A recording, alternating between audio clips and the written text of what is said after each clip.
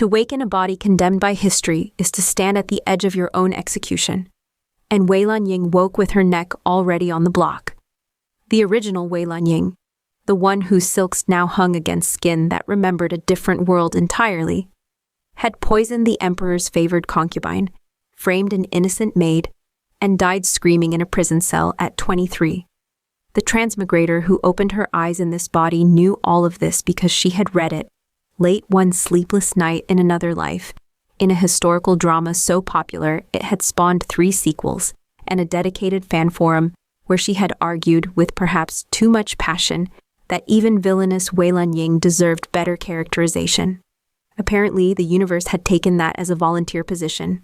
The first thing she noticed was the headache. The second was the woman standing over her bed, face tight with disapproval, holding a tray of medicinal tea that smelled like punishment. The third was that she recognized this woman, Nanny Xu, the Wei family retainer who had, in the original story, wept genuine tears at Wei Lanying's execution, despite years of poor treatment. "Miss," Nanny Xu said, and her voice carried all the weariness of someone who has had this conversation too many times. "You cannot keep drinking yourself sick at garden parties. The madam will hear of it." Wei Lanying's mind raced. Garden party, drinking. She rifled through fragmented memories that belonged to the body's original owner and found the incident. Yesterday, Wei Lanying had gotten spectacularly drunk at the Duchess of Yun's spring gathering and insulted 3 noble daughters, a visiting monk, and a very expensive koi pond by falling into it.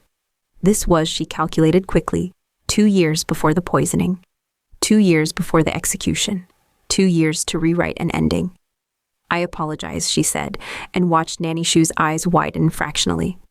The original Wei Lanying had never apologized for anything in her life. "I will be more mindful." Nanny Xu recovered quickly, but not before Wei Lanying caught the flash of hope in her expression. "Drink the tea, miss. The madam has asked for you to attend breakfast."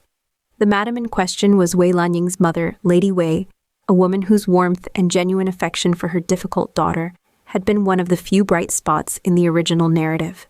Wei Lanying remembered how Lady Wei had begged the emperor for mercy at the trial, how she had sold her dowry jewels to hire advocates, how she had died of grief 3 months after her daughter's execution. That memory, borrowed though it was, sat in Wei Lanying's chest like a stone. She would not let that happen again. Breakfast in the Wei family residence was a revelation. Wei Lanying's father, the Minister of Rights, presided with gentle authority, while her 2 younger brothers bickered cheerfully over the last pork bun, and her mother mediated with the kind of practiced diplomacy that could have negotiated peace treaties. This was a family that loved each other. The original Wei Lanying had been too self-absorbed to notice, but the woman wearing her face now saw it clearly. This was worth protecting. "Lanying," her mother said carefully, "I heard about yesterday's incident." "I have shamed the family," Wei Lanying said, meeting her mother's eyes directly. "It will not happen again." Her younger brother Wei Ming dropped his chopsticks. Her father's teacup paused halfway to his lips. Her mother's expression cycled through surprise, suspicion, and then something dangerously close to tears. "Are you ill?" her mother asked finally. "Only with sense," Wei Lanying said. "It came on quite suddenly. I expect to make a full recovery into someone you need not apologize for at social gatherings." Wei Ming laughed, surprised into it, and the tension broke. But her mother's gaze stayed on her, searching and hopeful and afraid to hope too much. The thing Wei Lanying wanted, the thing she needed with an urgency that drove every calculated smile and careful word, was simple and impossible. She wanted to stay alive. She wanted this family to stay whole. Everything else, reputation, marriage prospects, social standing, were merely tools toward that end. The original Wei Lanying had died because she had schemed for the emperor's favor and made an enemy of imperial concubine Zhao, the emperor's beloved. Wei Lanying's new strategy was equally simple: stay far away from the imperial palace and anyone in it. This plan lasted approximately 8 days. On the 8th day, her father came home with an expression of poorly concealed delight and announced that General Shen Yue, the emperor's youngest general and most celebrated military mind, would be visiting their residence to discuss a historical text in the minister's collection. General Shen, the minister explained to his family over dinner, was surprisingly scholarly for a military man and had expressed particular interest in the Wei family's collection of Zhongguo period military treatises. Wei Lanying's blood ran cold. She knew exactly who General Shen Yue was. In the original story, he had been the one who uncovered Wei Lanying's poisoning plot, presented the evidence to the emperor, and testified at her trial with devastating precision. He had been painted as righteous, brilliant, and entirely inflexible in matters of justice. He had also been, she remembered, with the kind of detail that suggested her previous self had been slightly too interested, described as cold and beautiful as a winter moon, and just as unreachable. How wonderful, she said faintly. General Shen Yue arrived the next afternoon with an entourage of 2, a single servant and an air of such concentrated competence that he seemed to render the Wei family's spacious receiving hall somehow smaller. He was, Wei Lanying noted with dismay, exactly as beautiful as advertised, all sharp cheekbones and intelligent eyes, and the kind of posture that suggested he had never doubted anything in his life. He also looked at her like he was already calculating her threat level. "Miss Wei," he said, bowing with perfect correctness, "your father has spoken of your spirited nature." It was the pause before spirited that did it. That tiny hesitation that suggested he had chosen the word over several less flattering alternatives. "General Shen," she replied, matching his bow with exact precision. "Your reputation precedes you, though I confess I am surprised to find a military general interested in historical texts. I had assumed your reading material began and ended with tactical maps and execution orders." Her mother made a small sound of distress. Her father's eyebrows climbed toward his hairline. General Shen's expression did not change, but something flickered in his eyes that might have been surprise. "I find," he said mildly, "that understanding the past prevents one from repeating its mistakes. A lesson some learn earlier than others." "How fortunate that you are here to teach us," Wei Lanying said, with a smile that showed all her teeth. "I do hope you brought visual aids. Some of us learn better with pictures." "Lanying," her father interjected hastily, "why don't you see to tea while I show the general to the library?" Wei Lanying retreated with good grace, her heart hammering. This was the man who would condemn her to death. This was the man she needed to avoid at all costs. This was apparently the man her father intended to befriend through their shared love of dusty military history. She was doomed. In the kitchen, Nanny Xu was already preparing the tea service, with the kind of efficiency that suggested she had anticipated this need. "The general is very handsome," she observed, too casually. "The general is very dangerous," Wei Lanying corrected. "Dangerous men often make the best matches," Nanny Xu said. "They appreciate women who can keep them on their toes. I do not want to keep him on his toes. I want him to leave, preferably before dinner." Nanny Xu hummed non-committally and added the good teacups to the tray, the ones reserved for honored guests. General Shen stayed for dinner.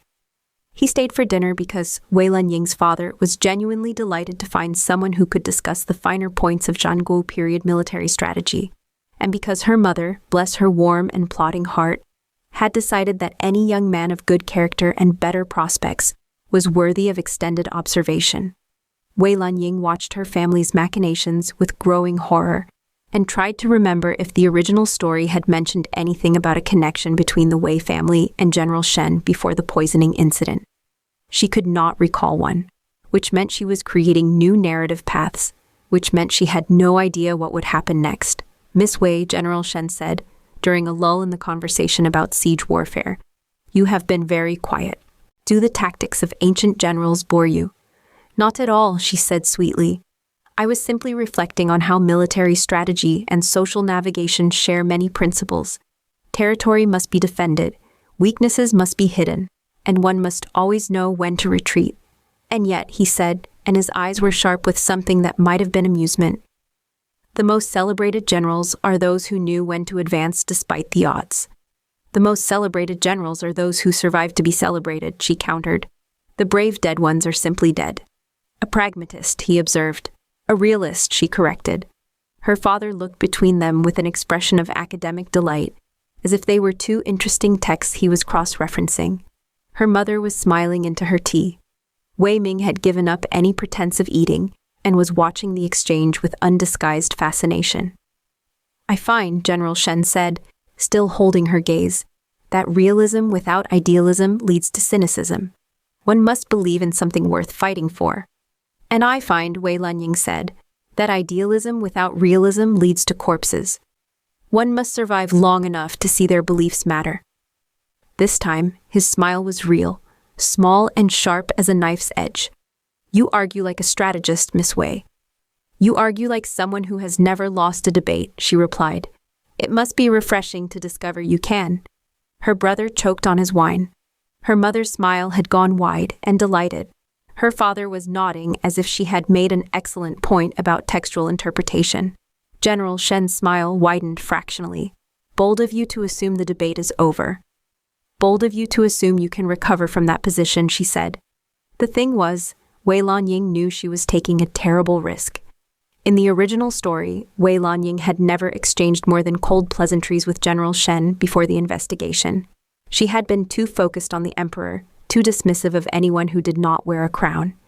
By engaging him now, by letting him see her as someone other than the shallow villain of the narrative, she was changing things in ways she could not predict. But she was also, she realized, as she watched him watch her with that expression of sharp curiosity, enjoying herself immensely. General Shen began visiting regularly.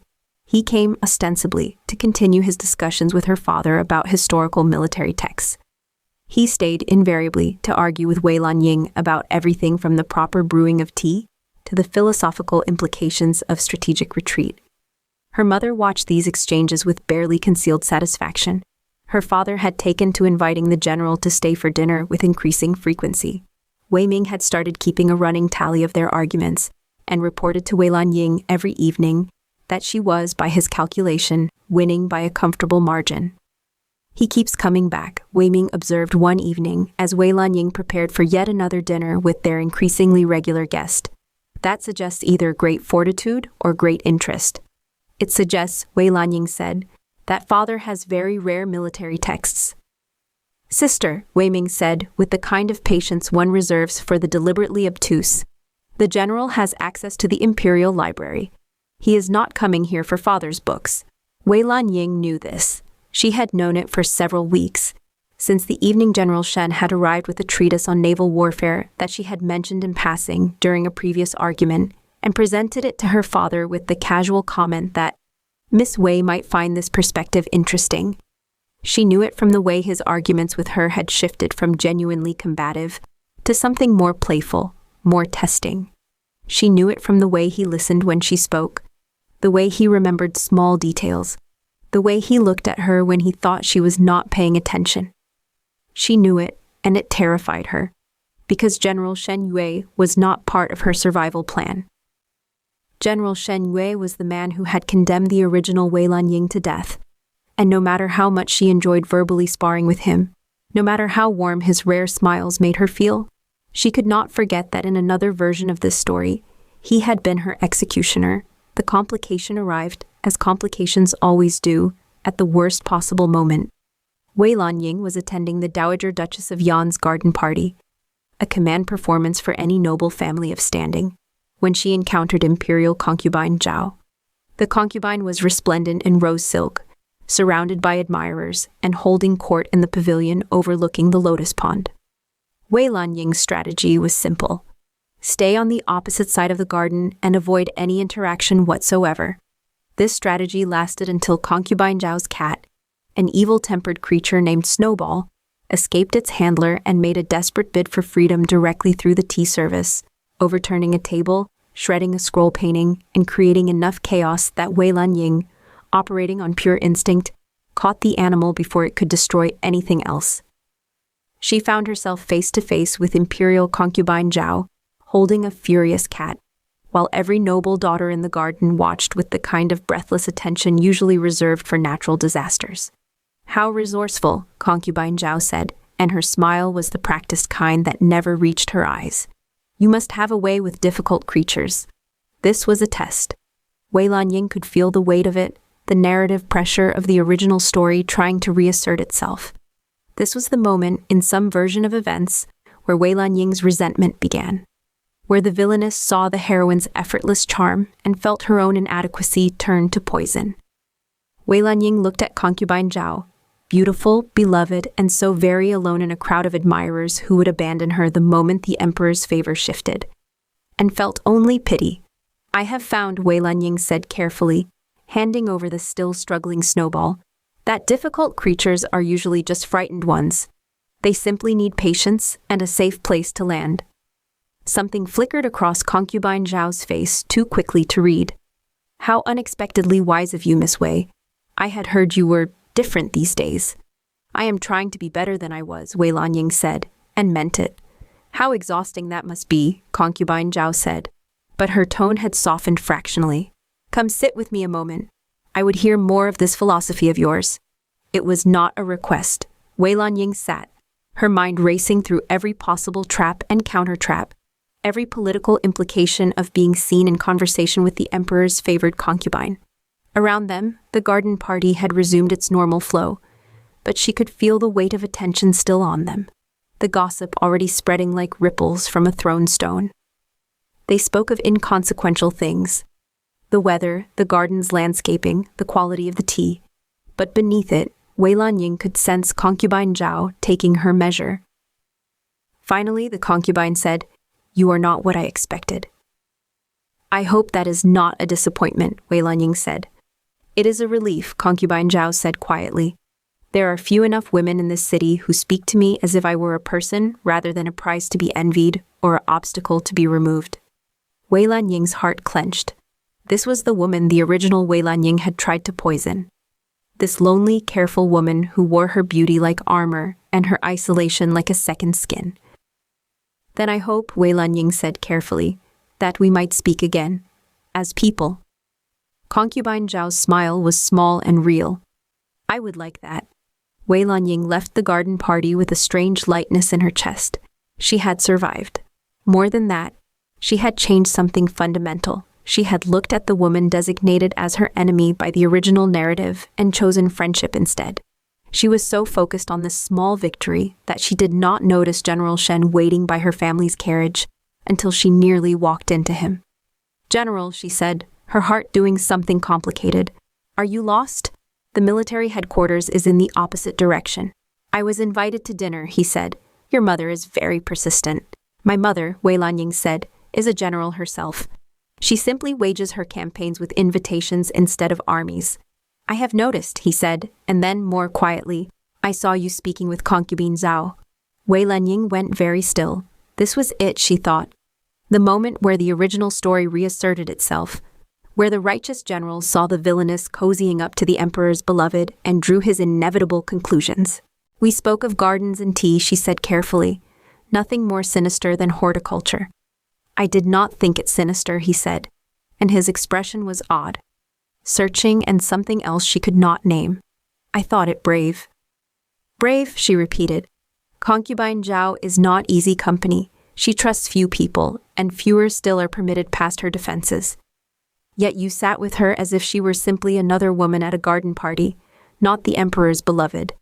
Most people cannot manage such naturalness in her presence." Wei Lanying absorbed this carefully. "You speak as if you know her well." "She is my cousin," he said, and watched her face for reaction. "Did you not know?" She had not known. The original story had never mentioned it, but then, the original story had been told from the perspective of someone too self-absorbed to learn such details. Wei Lanying felt the narrative shift again, pieces of a puzzle rearranging themselves into new patterns. "I did not," she said honestly. "But I'm glad to hear it. She seems lonely. It is good that she has family who care for her." Something in his expression shifted, warmed. "You continue to surprise me, Miss Wei." "Is that so difficult?" she asked, falling back into their familiar pattern of banter like a refuge. "I would think a brilliant military strategist would anticipate all possible outcomes." "I am learning," he said, and his smile was the real one. The one that made him look younger and infinitely more dangerous to her peace of mind. "That you are a variable that defies calculation." "How flattering," she said. "I have always wanted to be mathematically inconvenient." He laughed, surprised and genuine, and Wei Lanying felt her careful defenses crack just slightly. This was the danger, she realized. Not that he would condemn her, but that she might care too much whether he did. The grandmother arrived 3 weeks later, like a typhoon in silk. Madame Shen, the general's paternal grandmother and the undisputed matriarch of the Shen family, descended upon the Wei residence with a retinue of servants, a list of requirements, and an expression that suggested she was here to conduct an inquisition. Wei Lanying's mother received her with the kind of gracious hospitality that masked sheer terror. Wei Lanying, summoned to the receiving hall, felt like she was walking to her own trial. Madame Shen looked at her with eyes that missed nothing and said, "So you are the girl who has been arguing with my grandson." "I have been engaging in spirited intellectual discourse," Wei Lanying corrected, and then immediately wondered if she had just signed her own death warrant. Madame Shen's eyebrows climbed toward her elegantly arranged hair. "Spirited intellectual discourse," she repeated. "Is that what we are calling it?" "It is more polite than what I would call it," Wei Lanying said before she could stop herself, "but I am trying to be a better person." The silence stretched long enough for Wei Lanying to calculate how quickly she could flee to a distant province and start a new life as a hermit. Then Madame Shen laughed, sharp and delighted. "I like you," she declared. "You have spine." The last girl my grandson brought to my attention simpered for an hour about his virtues. I nearly died of boredom. "I could simper if you prefer," Wei Lanying offered, "though I'm out of practice." "Do not you dare," Madame Shen said. "Sit. We will have tea, and you will tell me why my grandson comes home from your dinners, looking like he has been in a battle and enjoyed losing for the first time in his life." Wei Lanying sat. She took the teacup Nanny Xu provided with hands that only trembled slightly. Madame Shen watched her with an intensity that suggested she was reading Wei Lanying's entire history from the way she held the porcelain. "Your grandson," Wei Lanying said carefully, "is accustomed to being the smartest person in any room. I simply provide alternative perspectives." "You argue with him," Madame Shen said. "Constantly," Wei Lanying agreed. "And he returns for more," Madame Shen observed. "I have noticed that, yes." "Do you know why?" Madame Shen asked, leaning forward slightly. Wei Lanying met her eyes directly. "I suspect he enjoys the challenge." "He enjoys you," Madame Shen corrected. "My grandson has been challenged by enemy generals, court politics, and imperial examinations. He has never been challenged by someone who makes him laugh while thoroughly defeating his arguments about tea preparation." "The water temperature matters," Wei Lanying said automatically. "Anyone who says otherwise is simply wrong." Madame Shen's smile was sharp and satisfied. "You will do," she said. "Yes, you will do very nicely." Wei Lanying felt like she had just passed a test she had not known she was taking.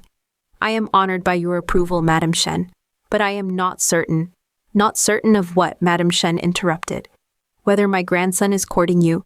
"Child, he has been here almost every evening for 2 months. He brings you books. He argues with you about things he does not care about simply to watch you become passionate. He looks at you the way his grandfather looked at me, like you are the most fascinating creature he has ever encountered, and he is not entirely sure whether to be delighted or terrified."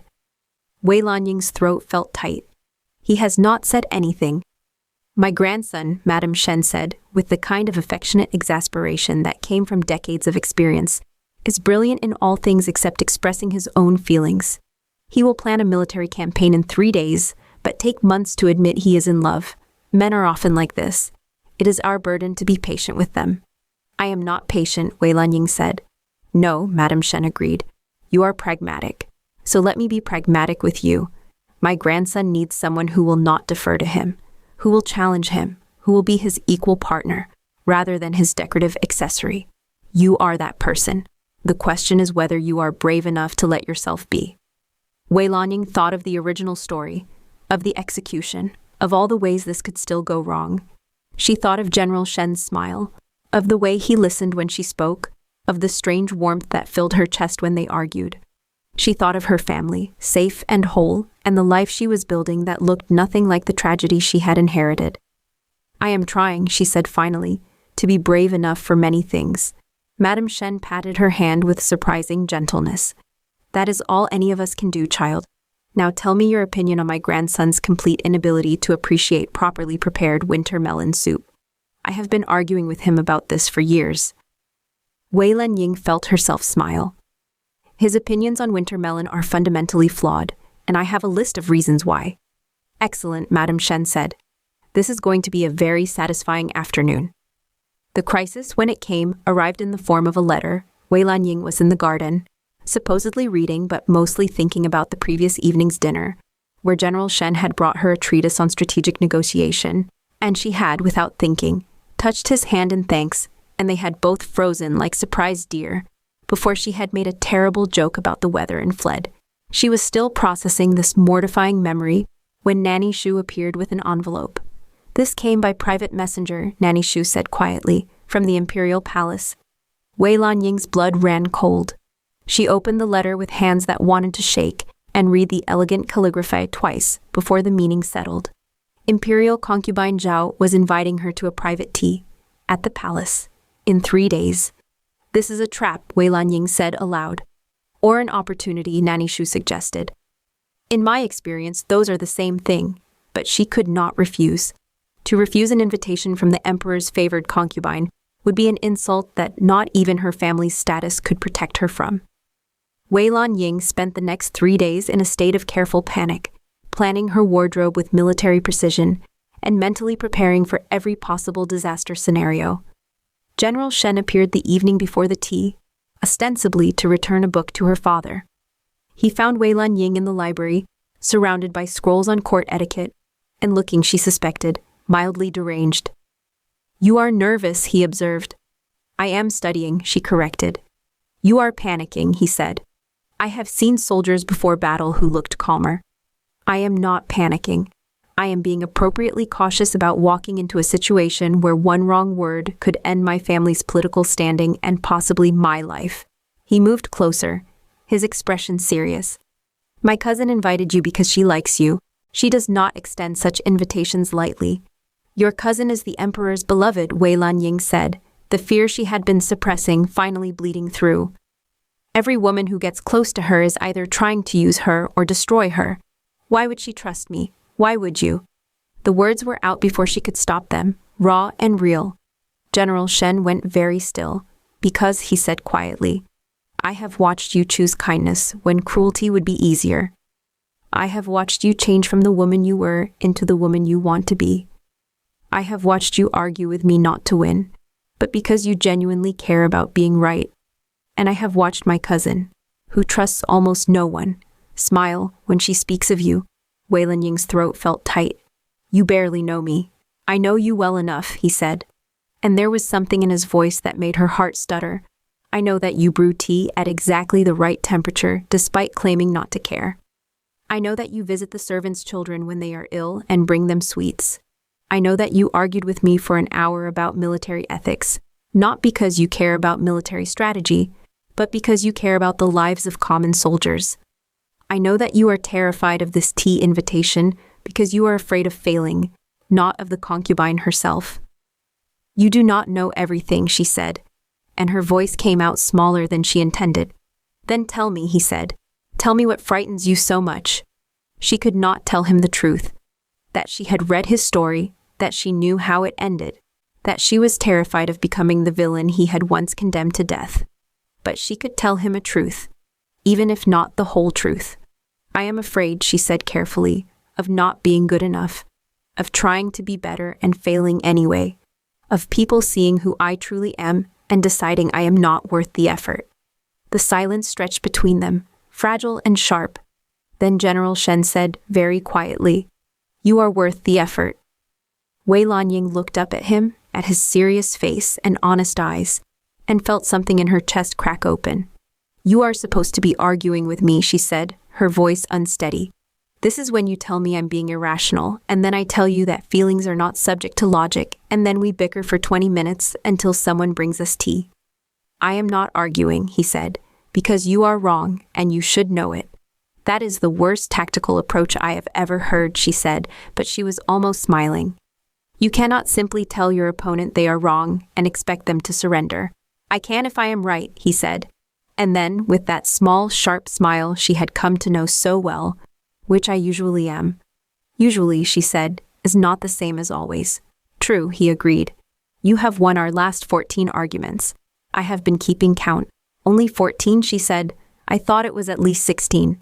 "You are counting the debate about soup," he said. "That was not a proper argument. You simply stated facts until I gave up." "That is called winning," she said. "That is called stubbornness," he corrected. and he was smiling now, real and warm. "You say stubbornness," Wei Lanying said. "I say tactical persistence." They looked at each other for a long moment, the banter dying away into something quieter and more dangerous. Wei Lanying realized that his hand had somehow ended up very close to hers on the table between them, that she could feel the warmth of him even without touching, that she wanted to close that distance and was terrified of what it would mean if she did. "Go to the tea," General Shen said finally. "Be yourself. That is more than enough." The imperial palace was exactly as overwhelming as Wei Lanying had feared. She was escorted through corridors of impossible beauty to a private garden, where imperial concubine Zhao waited in a pavilion, looking serene and lovely and slightly sad in the way of people who are always watched and never truly seen. "Miss Wei," the concubine said warmly, "thank you for coming. I hope the invitation did not alarm you." "Only moderately," Wei Lanying said honestly, and watched concubine Zhao's lips quirk into a smile. "I find," the concubine said, gesturing for Wei Lanying to sit, "that I am tired of careful conversations. Everyone who speaks to me is either trying to gain something or afraid of offending me. You are the first person in months who has spoken to me as if I were simply another woman." "You are the emperor's beloved," Wei Lanying said carefully. "That is not a simple thing." "No," concubine Zhao agreed. "It is not. It is lonely and precarious and exhausting, and it would be easier to bear if I had friends who were not also calculating how my favor might advance their own interests." Wei Lanying understood suddenly why the original Wei Lanying had tried to poison this woman. Not from hatred, but from desperate envy. The original Wei Lanying had seen concubine Zhao's beauty, her power, her position, and never looked deep enough to see the cage those things created. "I am not sure I would be a good friend," Wei Lanying said honestly. "I am argumentative and stubborn, and I have very strong opinions about tea preparation." "My cousin has mentioned your opinions about tea," concubine Zhao said with a smile. At length, with what I suspect was great affection disguised as exasperation. Wei Lanying felt her face heat. "General Shen exaggerates." "General Shen," concubine Zhao said, "has not voluntarily discussed a woman's opinion on anything in the entire time I have known him. He also visits your family residence more often than he visits me, and I am his favorite cousin. These things suggest that his interest in historical military texts is perhaps not the primary motivation for his visits." "He appreciates intellectual discourse," Wei Lanying said weakly. "He appreciates you," concubine Zhao corrected. "It is obvious to everyone except apparently the two of you." She paused, then added more quietly, "I am glad. My cousin deserves someone who challenges him, and you deserve someone who sees your worth." Wei Lanying's throat felt tight. "I barely know what my worth is." "Then let me tell you," concubine Zhao said, leaning forward slightly. "You are brave enough to change. You are kind without being weak. You are honest even when politeness would be safer. And you make my cousin laugh, which I have not seen him do genuinely in years. That is worth more than you know." Wei Lanying blinked rapidly against the sudden heat in her eyes. "You invited me here to tell me to marry your cousin." "I invited you here," concubine Zhao said, "to ask if you would be my friend. The rest is simply observation." Wei Lanying looked at this woman who had every reason to be suspicious, every reason to keep her distance, every reason to surround herself with sycophants, rather than risk genuine connection. She thought of the original story, of poison and trials and tragedy, and of all the ways she had rewritten the ending simply by choosing kindness. "I would be honored," Wei Lanying said, "to be your friend." Concubine Zhao's smile was brilliant and real. "Good. Then as your friend, let me give you some advice. My cousin is brilliant and stubborn, and has spent his entire life being right about nearly everything. He needs someone who will be his equal, who will argue with him, who will refuse to let him win simply because he is a general and a man. He needs you. The question is whether you are brave enough to need him back."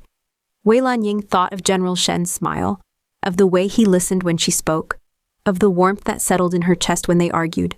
She thought of her fear, of the original story's ending, of all the ways this could still go wrong. "I'm working on being brave," she said. "Finally, that," concubine Zhao said, "is all any of us can do." General Shen's most trusted retainer was a man named Captain Wu, who had served under the general for 15 years and had apparently decided that his duties now included managing his commander's personal life with all the subtlety of a battering ram. Wei Lanying discovered this when Captain Wu appeared at the Wei family residence, ostensibly to deliver a message from the general, but actually, it became clear, to assess her worthiness. "The general speaks highly of you," Captain Wu said, watching her with the kind of intensity usually reserved for enemy combatants. "How terrifying for him," Wei Lanying said. Captain Wu's mouth twitched. "He says you argue about everything." "I argue when I'm right," Wei Lanying corrected. "The general simply happens to be wrong frequently enough to make it a regular occurrence." "He says," Captain Wu continued, "that you are the most intelligent woman he has ever met. He clearly needs to meet more women," Wei Lanying said, but her heart was doing something complicated. "He says," Captain Wu said, leaning forward conspiratorially, "that he cannot imagine having dinner without you there to tell him he is wrong about soup." Wei Lanying felt her face heat. "The general talks a great deal, apparently." "Only about you," Captain Wu said, with a satisfaction that suggested he had been waiting years for this moment. "For months now. Miss Wei said this. Miss Wei argued that.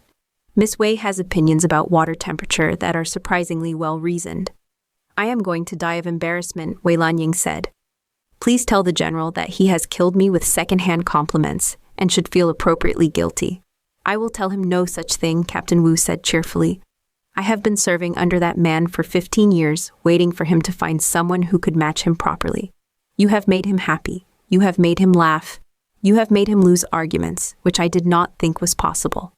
You are exactly what he needs, and I will move heaven and earth to ensure he does not ruin this through his complete inability to express his own feelings." "That is a very serious commitment to someone else's romantic life," Wei Lanying observed. "I am very invested," Captain Wu said. "I have already spoken to your Nanny Xu. We have plans." "Plans?" Wei Lanying repeated with growing alarm. "Plans," Captain Wu confirmed. "The general is brilliant at military strategy, but hopeless at personal matters. He will agonize for months about the proper way to express his intentions. We are going to help." "Please do not help," Wei Lanying said. "Too late," Captain Wu said. "The help is already in motion." The help, it turned out, involved Captain Wu and Nanny Xu, conspiring to create situations where Wei Lanying and General Shen kept ending up alone together. A dinner where the rest of the family was mysteriously called away.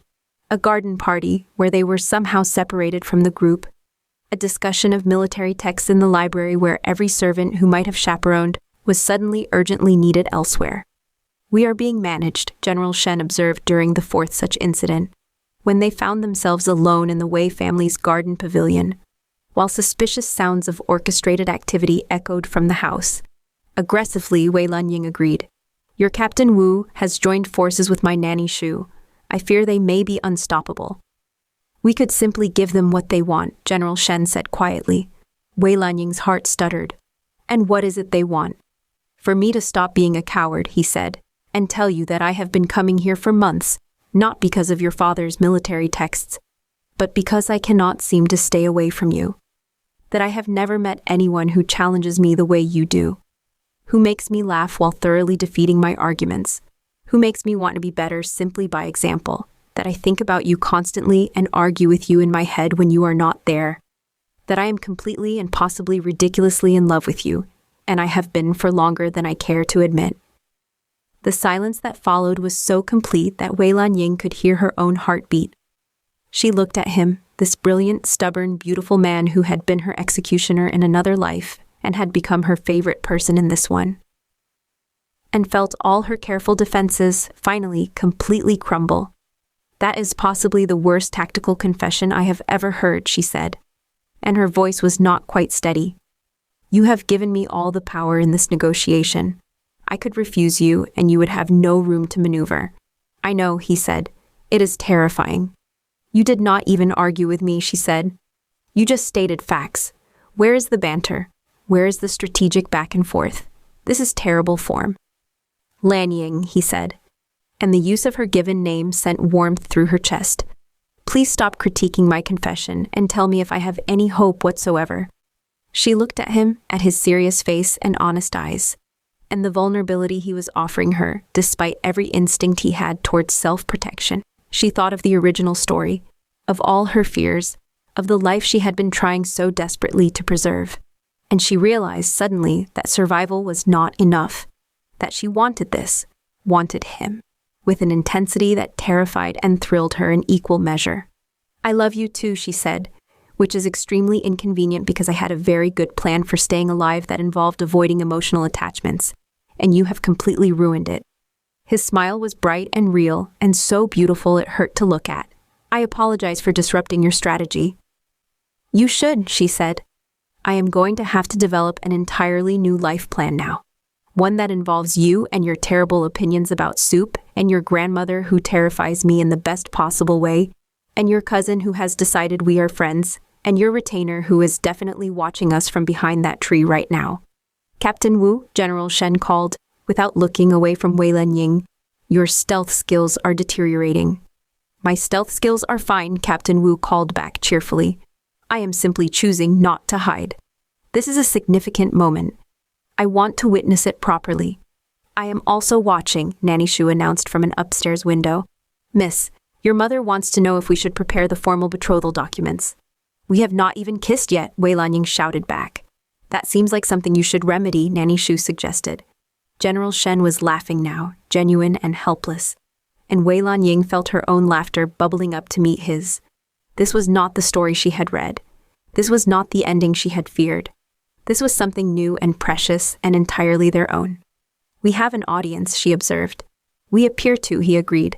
"This is extremely poor strategic positioning." "The worst," he said, and kissed her anyway. Wei Lanying had spent months trying to survive, trying to rewrite an ending, trying to be better than the villain she had inherited. But standing in the garden pavilion with General Shen's arms around her and their meddling retainers cheering from their respective hiding places, she realized she had done more than survive. She had built something new, something worth fighting for. "I'm still going to argue with you," she said, when they finally broke apart. "About everything, constantly." "I would be disappointed if you did not," he said, and his smile was soft and real and meant only for her. "And I'm going to win most of those arguments," she added. "Most," he agreed. "Not all." "We will keep count," she said. "We will," he said. "Though I should warn you that I am very competitive." "General," she said, "you have no idea what you're getting into." "I really do not," he agreed, and kissed her again.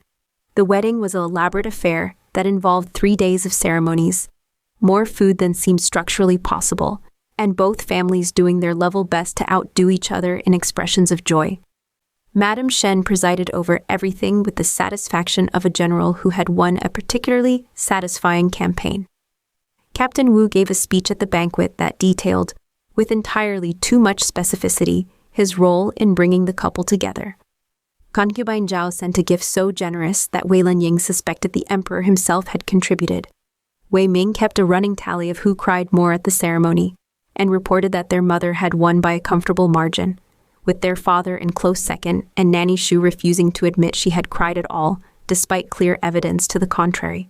Through it all, Wei Lanying kept expecting something to go wrong, for the original story to reassert itself, for the tragedy she had read in another life to catch up with her. But every day that passed was simply another day of arguing with her husband about breakfast preferences, of visiting concubine Zhao for tea and genuine friendship, of watching her family stay whole and happy and alive. She had changed the ending. She had taken the villain's role and rewritten it into something new. 6 months after the wedding, Wei Lanying stood in the garden of the Shen family residence, watching her husband argue with Captain Wu about tactical formations, while Madame Shen provided commentary that supported neither of them. Her mother was visiting, along with Nanny Xu, and they were having tea in the pavilion, and definitely discussing Wei Lanying's future children, despite her protest that such planning was premature and invasive. General Shen caught her eye across the garden and smiled, small and private, and meant only for her. She smiled back and thought of all the futures she had feared, all the endings she had tried to prevent.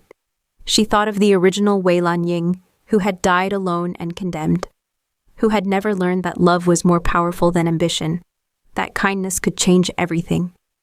"You are thinking too loudly," General Shen said, appearing at her elbow with the kind of stealth that suggested he had abandoned his argument to check on her. "I can hear it from across the garden." "I am thinking," she said, that I am very glad I fell into a koi pond that day, even if it was humiliating at the time. The koi pond incident was nearly 3 years ago, he observed. Before we even met. I know, she said, but it started everything, the change, the decision to be better. If I had not humiliated myself so thoroughly, I might never have started paying attention to who I actually wanted to be. He was quiet for a moment, and she knew he was thinking of the woman she had been, the reputation she had carried, the transformation he had witnessed. You would have found your way, he said finally. You are too stubborn not to. I prefer tactically persistent, she corrected, and felt his laugh rumble against her shoulder. Of course you do, he said. My love, I have a question. Only one, she asked. That seems unlike you. For now, he said. I was wondering if you would like to argue with me about the proper way to prepare chicken, because my grandmother has opinions, and I think you have different opinions, and I would very much like to watch that discussion occur. Wei Lanying looked at him. This man who loved her arguments, who valued her stubbornness, who had given her a family and a future and a reason to be brave, and felt her heart settle into certainty. I would be delighted, she said. Your grandmother is wrong about chicken. This is going to be very satisfying. I was hoping you would say that, he said, and took her hand. Wei Lanying walked toward the pavilion, toward her family and her friends, and a future she had written with her own choices. She had survived. More than that, she had lived. And she had won every argument that mattered, including the one with fate itself. The story could have ended in tragedy. Instead, it ended in a garden, with two families arguing cheerfully about poultry preparation, with love given and received freely, with a woman who had been a villain, learning to be a person instead. The ending was not perfect, but it was warm, and it was real, and it was entirely, completely hers.